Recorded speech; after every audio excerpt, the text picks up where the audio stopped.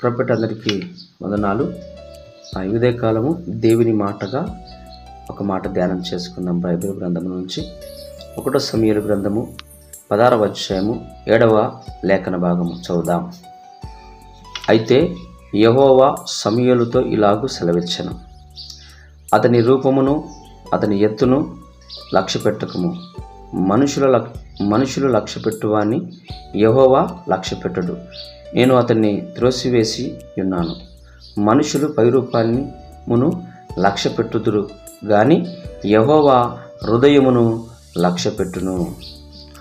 ప్రియ సంఘబిడ్డలారా, మరి దేవుని పిల్లలుగా మనము దేవుని వాక్యములో ఈ రీతిగా సమూయేలు గ్రంథకర్త మనకు సెలవిస్తున్నాడు.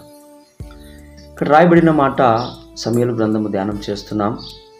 దేవుని మాటగా ఈరోజు మనము ధ్యానం చేస్తున్న మాట, మనుషులమంట పైరూపాన్ని లక్ష్యం చేస్తామంట. ఆ మనిషి దగ్గర డబ్బు ఉందా, అందం ఉందా, అతనికి ఎంత ఫాలోయింగ్ ఉంది, ఎంత అధికారం ఉంది, ఎంత పర్పత్ ఉంది అని మనము మనుషులను అలా పైరూపాన్ని చూసి మనం వారిని ఇష్టపడతాం, వారిని అవసరానికి వాళ్ళను మనం వాడుకోవడం, లేకపోతే మనల్ని వాళ్ళు వాడుకోవడం జరుగుతుంది. కానీ దేవుడు అలాంటి వాడు కాడు అని గ్రంథకర్త మాట్లాడుతున్నాడు. దేవుడంట పైరూపాన్ని చూడడు, దేవుడు హృదయంను చూస్తాడు. హృదయము దేవునికి ఎంత దగ్గర ఉందో చూస్తాడు. ఎందుకంటే ప్రతిదీ హృదయంలో నుంచి ఆరంభించబడుతుంది. పైరూపాన్ని చూసి దేవుడు ముడిచిపోడండి. ఈ హృదయము అంతరంగము ఎరిగిన దేవుడు కాబట్టి పైరూపాన్ని మనుషులు చూస్తారు, పైరూపాన్ని మనుషులు గ్రహిస్తారు. కానీ దేవుడు పైరూపాన్ని చూడడు. నీ అందముతో ఆయనకు పని లేదు, నీ డబ్బుతో ఆయనకు పని లేదు, నీ జ్ఞానంతో ఆయనకు పని లేదు, నీ పరపత్తో ఆయనకు పని లేదు, నీ అధికారంతో ఆయనకు పని లేదు. ఆయనకు నీ హృదయముతో పనుంది, నీతో పనుంది ఆయనకు. కాబట్టి ఆయన పైరూపాన్ని చూడక ఆయన మన అంతరంగాన్ని, మన హృదయమును లక్ష్యపెట్టు దేవుడు అని వాక్యం సెలవిస్తూ ఉంది.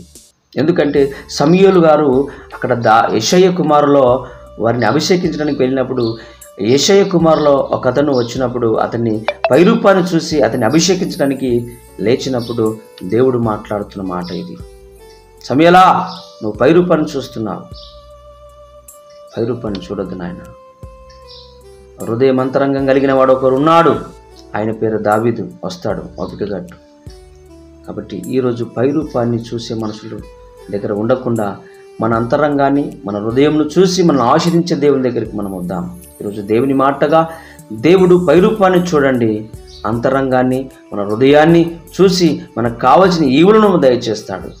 కాబట్టి మనము మనిషిని అవసరానికి వాడుకోకూడదు. డబ్బును, తన హోదాను, తన పరపతిని, తన జ్ఞానాన్ని, తన తెలివిని చూసి వెంబడించొద్దండి. తన హృదయమును, తన ప్రేమను, దేవుని యందు ఎంత నమ్మకంగా ఉన్నాడు, దేవుని ఆత్మ కలిగి ఉన్నాడా లేదా చూసి అతన్ని వెంబడించి ఆ దీవెనలు మనం పొందుకోవాలని ఈరోజు దేవుని మాటగా భావించి మన హృదయాల్లో ఆ మాటను పెట్టుకుందాం.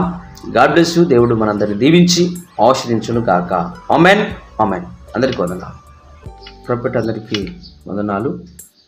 ఇదే కాలము దేవుని మాటగా ఒక మాట ధ్యానం చేసుకుందాం. బైబిల్ గ్రంథం నుంచి 1 సమూయేలు గ్రంథము 16వ అధ్యాయము 7వ లేఖన భాగము చదువుదాం.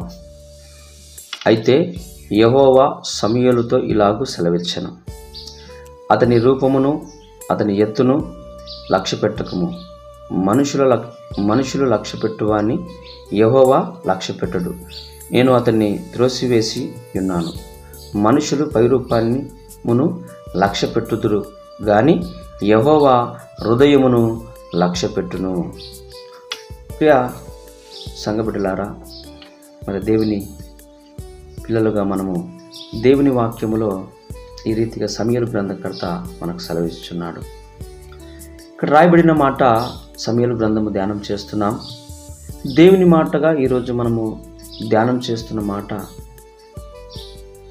మనుషులమంట పైరూపాన్ని లక్ష్యం చేస్తామంట. ఆ మనిషి దగ్గర డబ్బు ఉందా, అందం ఉందా, అతనికి ఎంత ఫాలోయింగ్ ఉంది, ఎంత అధికారం ఉంది, ఎంత పర్పత్ ఉంది అని మనము మనుషులను